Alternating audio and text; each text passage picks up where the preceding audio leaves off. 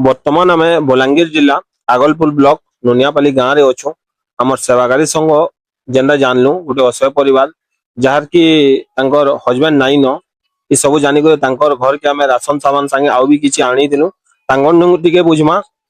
दीदी दादा खराब हबार केते दिन हवा ना ये ओढ़ी बरस अढ़े बरस हो ना एबे काम कबार करे निनी संगे तुम एकला रहूछ हां ओहो निनी केते पढुछे अंगनवाड़ी जाउछि अंगनवाड़ी पढुछे ना आ निनी एक जेते बेले पढ़वा ट्यूशन फ्यूशन रो फीस जदी किछि काना जदी प्रॉब्लम हेबा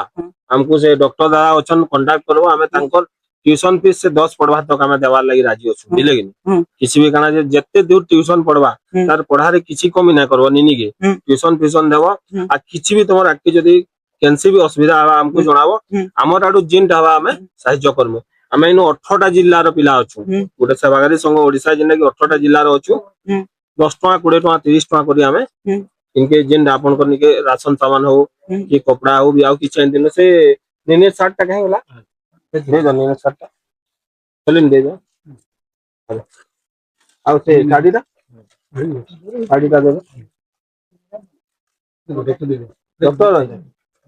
धरो साड़ी दे या साड़ी दे आ से निनी लाइक ड्रेस है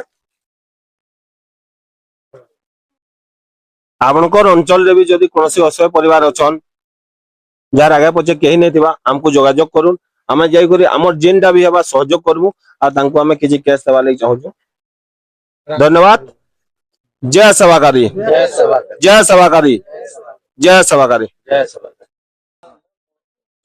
वर्तमान बलांगीर जिला आगलपुर ब्लॉक नुनियापाली गाँव रे अच्छु गोटे सेवा कार्य लगी आसीचु गोटे असहाय परिवार निके जेन भाई माने आइछन तांको टिके इंटरव्यू ना केन गाँव आइछन और ताको ना टिके बजरामा दादा तुम केन गाँव आइछ बरगढ़ डिस्ट्रिक्ट घास गांव तो ना गाना गणपति पटेल तुम्हें बरगढ़ डिस्ट्रिक्ट घास रही संत सोनपुर डिस्ट्रिक्ट डूंगरीपाली ब्लॉक हल्दी सोनपुर डुगरीपल्ली ब्लॉक हल्दी सोनपुर डुंगरीपल्ली ब्लॉक हल्दी सलीमगढ़ सोनपुर डिस्ट्रिक्ट अड्डा गांव बरगढ़ जिला पाइकमाल ब्लॉक टेमरी गाँव हाँ हो सेलन मंच बरगढ़ डिस्ट्रिक्ट विजयपुर ब्लॉक चारपाली ठाकुर कुमार